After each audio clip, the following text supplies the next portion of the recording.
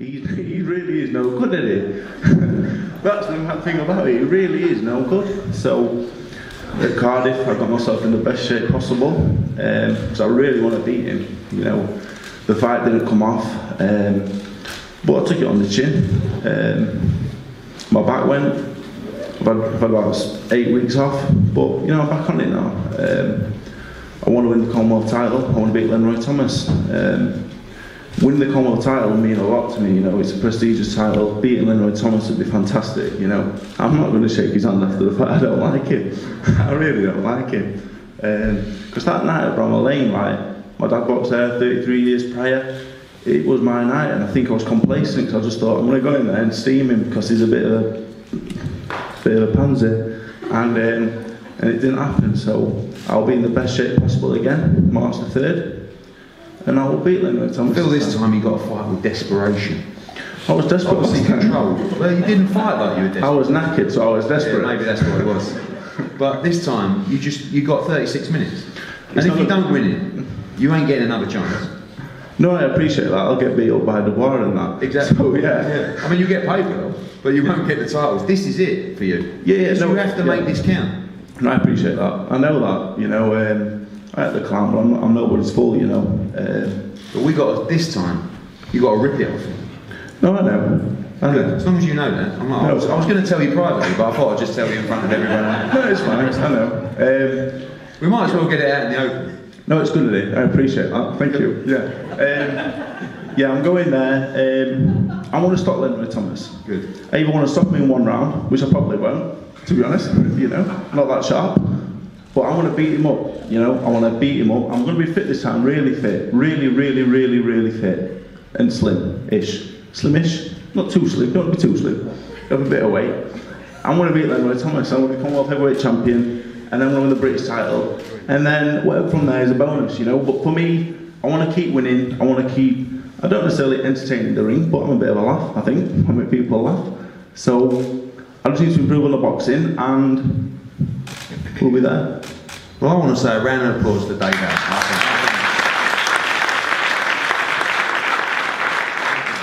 I tell you what, I want you to win so much on March 3rd. Genuinely. Genuinely.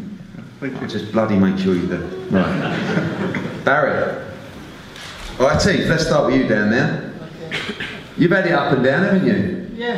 And now Dom asked for a big fight for you. He wanted a proper fight, a title fight. Tough fight for you. I mean, I've watched you both box. You're slippery. You have the skills as well. But Appleyard can fight. It's a good fight, you know. I was offered this fight at the end of November on a week's notice. I was willing to take it on 1 week's notice. So now we've got 6-7 weeks. I've been training since Christmas. I've trained 365, so there's no camp. I'm always in shape. I'm always around the weight. So I'm looking forward to putting a show on.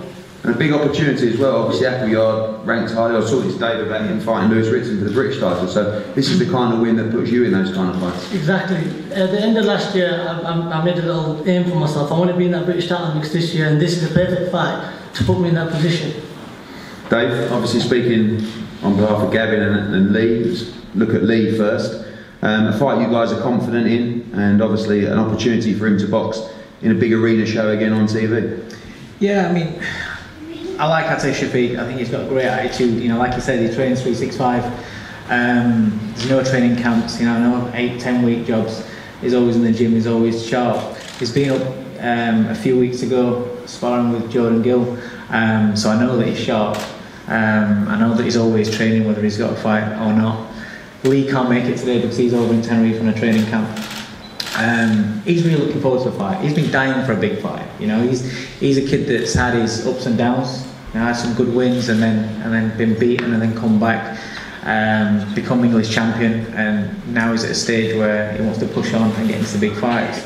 He was willing to take on Ritson, but this fight makes sense. You know, it's a fight. It's a local derby. It's a local fight that people are talking about. People are going to get excited about, and in the arena are going to want to see.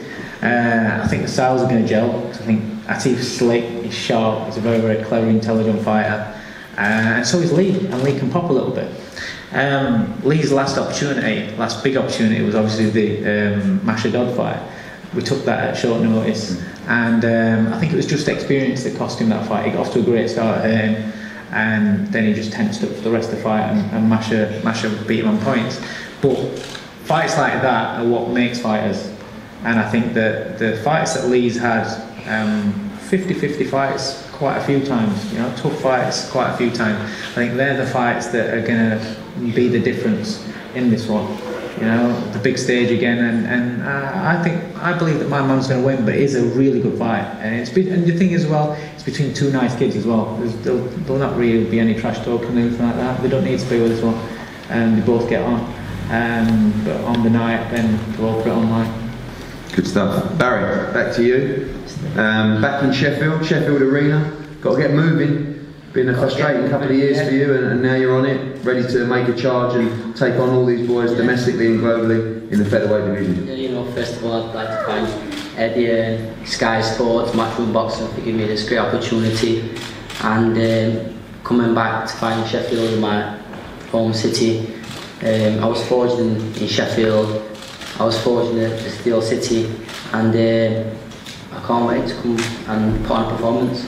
Obviously a great time to be a featherweight in this country and globally as well, but definitely big domestic fights out there for you, and you want to get right in the mix of those. Yeah, we've got domestically, we've got a lot of world-class operators just in the British scene, so you can put me with any of them guys, and I believe I'd come out victorious. I'd beat any of these British level fighters.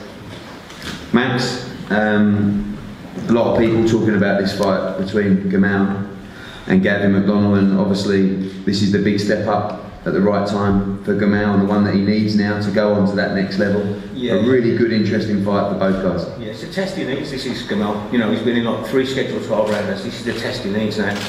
Like, Gavin's a good kid. We sparred with him. We know what he's like, but we're really confident Gamal will get the win here now. Tough to overcome Gavin in terms of experience for this fight. Obviously operated at world level as well. But do you feel that he can stand up to the power of Gamal Yafai? Maybe, we'll see. But we can't rely on power in this fight. We rely on boxing skills as well. Gamal was a world-class amateur. He's not like some kid that's just come through bombing people out. We'll show good he's in this fight in the third. Dave, a great fight. Again, I know you love great fights, and obviously everyone's talking about this. A real 50-50 fight. Gavin operated at obviously world level, and hats off to both guys for taking this fight, but Gavin was straight on. He's up for these kind of fights and these kind of nights. That's the thing about Gav, is if you look through his record of his career, he's always had fights. He's always had, there's not many walkover jobs, even early on, area titles, English levels.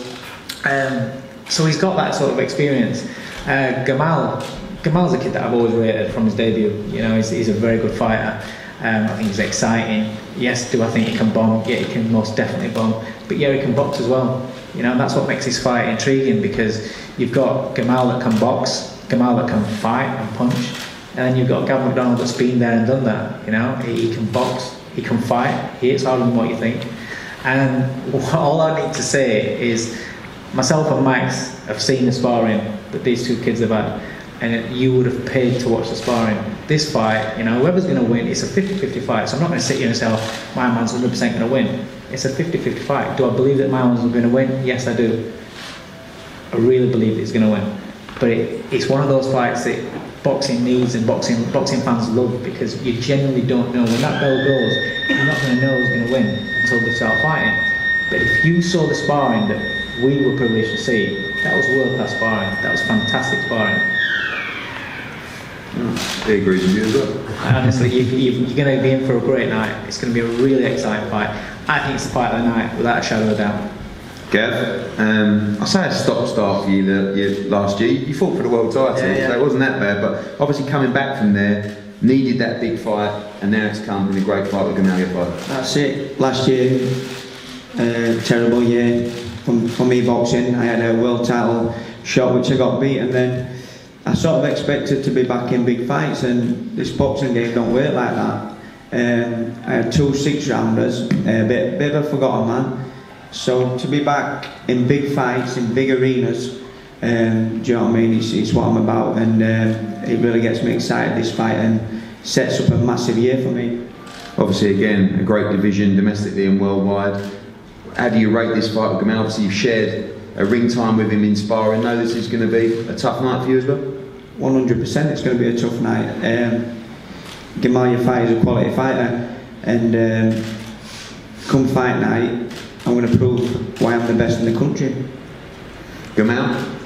Yeah. The big test now, and obviously what I love about all these GB fighters and podium squad fighters coming through, you get your chance to develop, you get your chance to learn, and then we need to see, we need to find out. And this is the kind of fight where we're going to find out all about Gamal fight. Yeah, 100%. So what I need in my career now to push on for, I think if I beat, or when I beat Gavin, it puts me up in the top 10 world ranking, so that's what I want.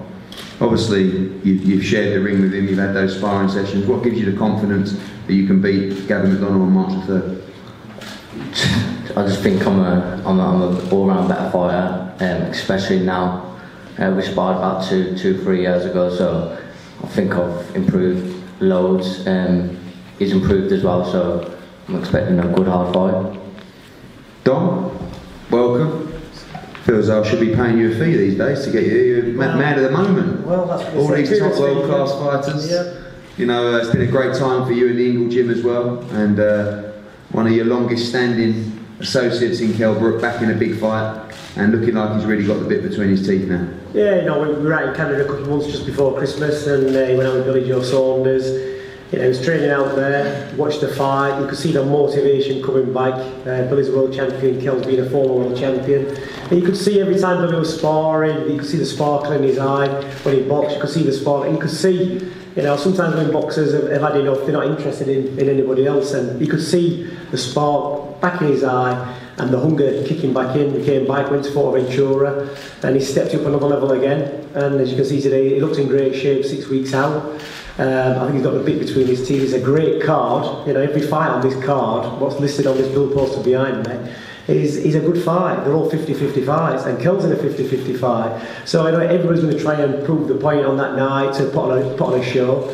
It's going to be a great night, and you know, I'm expecting Kell to come through a very, very tough fight and set himself up for 2018 with some big fights, and hopefully, I know you can do it, and we're going to get the Khan fight by the end of it at some point. Everybody's talking about that fight. We're one step closer. You've got Khan in the team now, so that's motivating Kell, and give him something to go for. Rabchenko, a tough test. Obviously, you shared some rounds with him as well in sparring, but the kind of fight that Kell needs, a little bit of fear factor going in, and know that he's a handful as well. The thing about sparring is, you know, we've sparred a lot of kids with opponents and fighters I've had, and 9 times out of 10, every time you get in a fight to fight them, it's a completely different fight to what the spar was. And if you take anything from sparring into a fight, you know, with a kid you sparred against, you're making a big mistake. You know, I've seen it so many times, and you know, we've got Gavin and Gamal here, and they sparred each other, and you know, that's going to be a tremendous fight. There'll be nothing like the spar. Same with Kell and Rabchenko. It was a tough spar. Sometimes Kell got the top side. Rabchenko was a tough kid. But if you take anything from that, thinking, well, you know, like got top side in his sparring, it's going to be a very, very tough night for Kell, because Rabchenko is a seasoned pro. He's been around a long time, and he's not coming to lie down. He's a tough kid. He's from Eastern Bloc. You know, they get nothing out there. They've got no money. They fight to survive, and that's what's going to make this fight interesting, because he's seen Kell Brook getting beat twice, and that will motivate him. You know, Rabchenko's been beat once or twice, but you know, not in the ways that Kell got beat. So that will motivate him. You know, he's a tough kid. He can take plenty of shots. He's tough, and he can give plenty of shots as well. And I'm 100% sure that he's coming to win this fight and put himself back on the round. Looked like you got the bit between your teeth. Saw your social media 7 o'clock this morning in the Ingle Gym grafting away. Big night for you on March the 3rd. Very important. Perhaps the most important night of your career. It is. You know, the new weight division. I think that's going to be a big factor in the fight. You know, draining myself down to welterweight. You know, it is very hard. You know, for the right fight. And obviously, like I'm going to get on today talking about, I want to be as active as possible this year, because you know, there's not many fights left in me, so I want to keep active, keep your weight down, keep healthy, and keep on it. You know, because like I say, it's better to be around the weight instead of ballooning yourself up and coming back down in weight. I'm looking forward to getting weighed in and not getting weighed in again. You know, with a 10-pound limit out the window. So I'm looking forward to fighting at 154, being very healthy, hydrated, and performing in my city of Sheffield. How difficult was that night back in May. I mean, tremendous fight, and we all know Errol Spence, pound for pound, one of the top fighters in the world. Many feel like because of the weight, it wasn't quite you in there that night, and we would have loved a few extra pounds, or even maybe not the check way, but tough to take, and taken you a while to get through the other side of that. Oh, it's been very tough, you know, very tough. I started the fight well, you know, I think the weight caught with me, with the eye going as well. They can't get ill 3 times. There's many things, I don't want to make any excuses, but, you know, it is what it is. The fight, I will win the fight, and I could beat Spencer. I could beat the guy 100%, you know. But it wasn't my night that night. It wasn't my night. But we come again, we rise again. Rabchenko, perfect style for you really for an explosive fight. You know exactly what he does. He's going to be coming at you all night. You've shared rounds sparring, and a chance to really make a statement in the division on March the 3rd. He's a very tough opponent, very, very tough. You know, if you'd pay a lot of money to watch his spar, I'm telling you, you know, he comes to fight, he's tough. Like Dominic said, you know, he's got nothing to lose. This is Charlie Chocolate Factory, this is a golden ticket to beat me. And he can go on himself, so he's coming to win. And like I say, I've got that bit between my teeth. I'm excited about the new division. I'm excited to be back. And I'm excited about 2018. You know, another character is with Matchroom now, and we shouldn't really be talking about other opponents, really. To be honest with you, I shouldn't really say that, because I've got to keep my eye on Rabchenko. But you know, the guys here, and hopefully, Eddie, we can make that fight for these people. Of course, the one that we want, and hopefully that fight moves closer now. You're both in the same stable. Remember you texted me the night before the announcement saying, "Is it true?" Yeah. I said, "Yeah." We spoke before. You didn't believe we were going to do it, but this is the fight we want to make, and obviously important for you both to look good in your upcoming fights. Both get some wins and build towards a British super fight. I know you've got Rabchenko, but the whole country calling out still, and even more so after your next 2 fights for Brook v. Khan. That's what I mean. I think we can make it. I think we can make that fight now. You know, I've got the bit between my teeth. I'm training constantly. I'm living the life. You know, I'm feeling great about myself. I'm flowing. You know, and I'm doing what I'm told to do in the ring. Good. I can't wait for this night, March the 3rd, back at Sheffield Arena, a huge card. And of course the return of the special one, Kell Brook against Rabchenko, Gamal Yafai against Gavin McDonald, return of Kid Galahad, Dave Allen against Lemroy Thomas, Atif Shafiq against Lee Aguilar, and some more announcements to be made next week about the rest of the card. So thank you for coming. We're going to have a group shot up here and head-to-heads as well between Gavin and Gamal. Thank you very much.